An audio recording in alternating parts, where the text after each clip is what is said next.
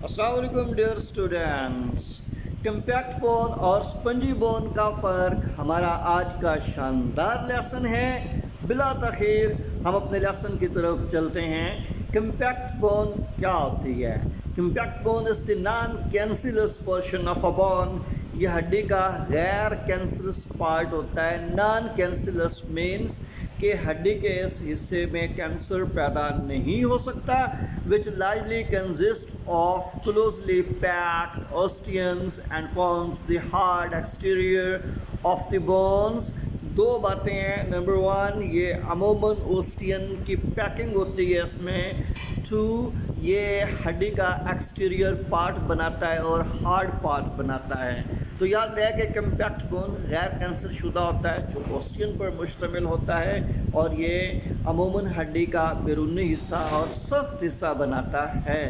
हम ओस्टियन इसी टॉपिक के लास्ट पर देखेंगे कि ये क्या होते हैं। About spongy bone is the osseous tissue, ये सुराखदार होती है। Which fills the interior cavity of bones, इस हड्डी की अंदरूनी तरफ छोटी छोटी कैविटी होती हैं जो फिल्ड होती हैं, कंसिस्टिंग ऑफ मिनरलाइज्ड बार्स कॉल्ड ट्रैबिक्यूली। तो इसकी अंदरूनी कैविटियों के अंदर मिनरल्स पर मुश्तमिल छोटे छोटे राड, छोटी छोटी सलाखें होती हैं जिन्हें ट्रैबिक्यूली कहा जाता है। हम कह सकते हैं स्पंजी बोन में मिनरल से भरी हुई प्लेटें, डिस्कें या रॉड्स होते हैं जो ट्रैबिक्यूली कहलाते हैं। Number two, about compact bone, it is also called cortical bones. Compact bone को कॉर्टिकल बोन भी कहा जाता है, जबकि spongy bone is also called cancellous bone और ट्रैबिक्यूलर बोन। इसे कैंसर पैदा करने वाली हड्डी या ट्रैबिक्यूलर बोन्स भी कहते हैं। ट्रैबिक्यूलर बोन क्यों कहते हैं? इसलिए कि मिनरल पर मुश्तमिल रॉड इसमें पाए जाते हैं जो ट्रैबिक्यूली कहलाते हैं। ट्रैबिक्यूली की बुनियाद पर स्पंजी बोन को हम ट्रैबिक्यूलर बोन्स भी कहते हैं। इस ट्रैबिक्यूलर बोन या स्पंजी बोन को कैंसर भी हो जाता है, इसलिए कैंसिलस बोन भी कहलाती है। Third point about compact bone, it is made up of osteons. Compact bone osteon की बनी होती हैं, जबकि spongy bone is made by trabeculae, ये ट्रैबिक्यूली की बनी होती है। Fourth, compact bone don't have spaces between lamellae.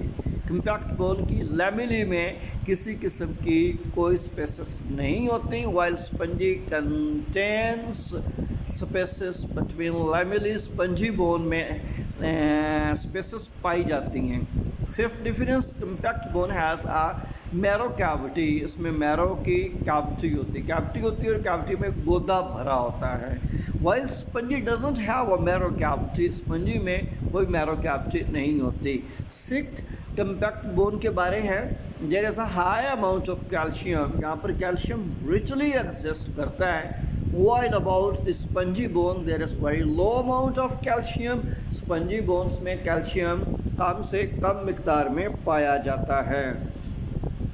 Seventh, compact bone takes 80% of the weight of the skeleton. Compact bone total body weight skeleton के total weight का 80% होता है, जबकि spongy takes 20% of the weight of the skeleton. skeleton के total weight का 20% spongy bone पर मुश्तमिल होता है। Eighth, compact bone is a cylindrical while spongy bone is a cuboidal in shape. Ninth, compact bone contain yellow bone marrow. It's important, compact bone में yellow bone marrow पाया जाता है, while spongy bone contain red bone marrow. spongy में red bone marrow होता है।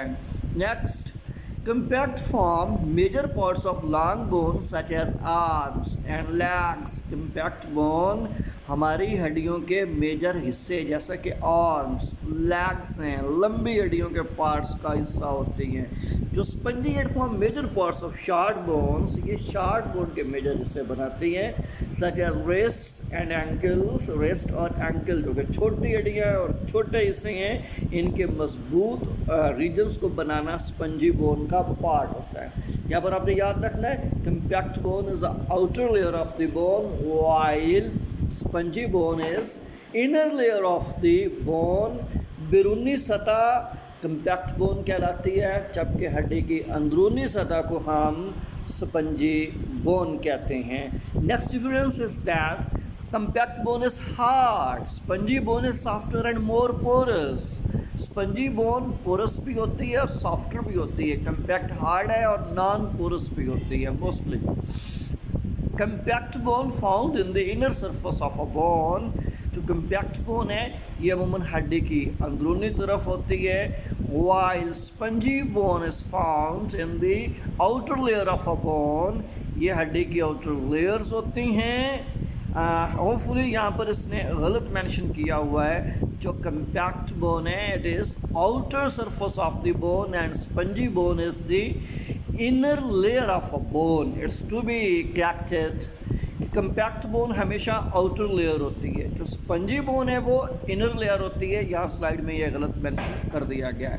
Compact bone can withstand weight up to 5000 pounds.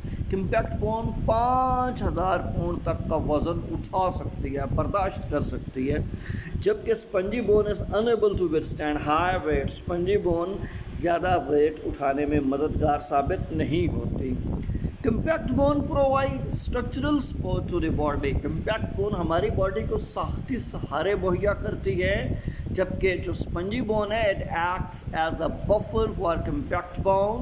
ये compact bone के लिए बफर का काम करती है, वेट उठाने में जस्ट हेल्प कर सकती है, लेकिन as much as longer weight या हाइवियर वेट को उठाने में स्पंजी बोन सपोर्टेड नहीं होती।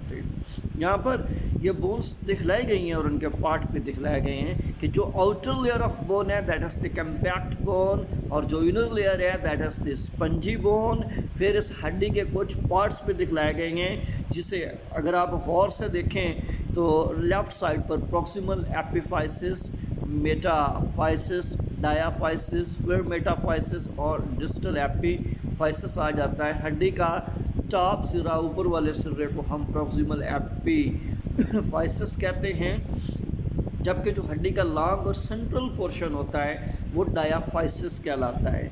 मेटाफाइसिस प्रॉक्सिमल एपिफाइसिस और डायाफाइसिस के दरमियान छोटा सा पार्ट होता है जिसे मेटाफाइसिस कहते हैं। डिस्टल एपिफाइसिस ये हड्डी का निचला पार्ट होता है जहाँ पर जॉइंट लगता है और आर्टिकुलेशन यानी हड्डी की मूवमेंट भी हो सकती हैं।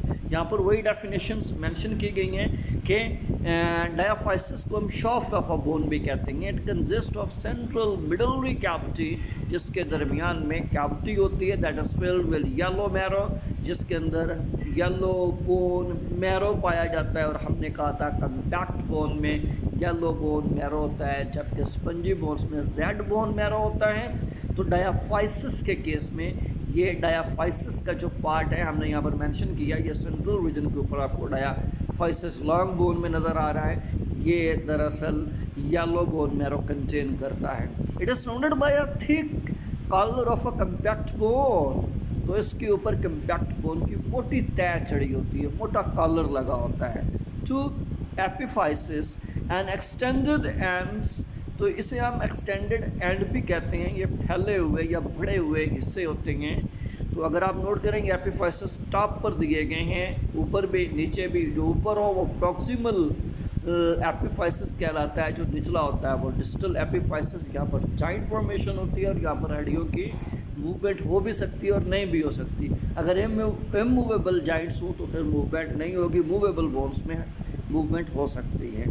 Epiphysis consist mainly of spongy bone. Epiphysis के अंदर ज़्यादातर स्पंजी बोन होती है, surrounded by a thin layer of compact bone, और उसके ऊपर कंपैक्ट बोन की पतली तय होती है। अब यहाँ पर आप डायाफाइसिस और एपिफाइसिस का कंपैरिजन या डिफरेंस भी ले सकते हैं कि डायाफाइसिस शाफ्ट कहलाती है, एपिफाइसिस एक्सटेंडेड पार्ट कहलाता है। डायाफाइसिस में सेंट्रल मिडलरी कैविटी होती है जो येलो बोन मैरो कंटेन करती है, जबकि एपिफाइसिस में स्पंजी बोन्स होती हैं। सेम विद कि एपिफाइसिस के अंदर कंपैक्ट बोन की थिन लेयर होती है, जबकि डायाफाइसिस में थिक लेयर होती है।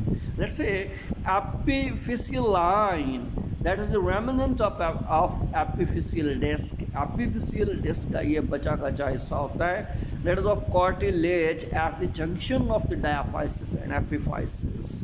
तो इसे हम ग्रोथ प्लेट भी कह सकते हैं। क्योंकि ये कार्टिलेज की बनी होती है, डायाफाइसिस और एपिफाइसिस के जंक्शन पर मुश्तमिल होती है, जो मेटाफाइसिस के सेंस में भी ली जा सकती है। ये वो टर्म्स थी जो कम्पैक्ट बोन के सेंस में हम ड्रॉप कर आए थे। ओस्टियंस क्या हैं?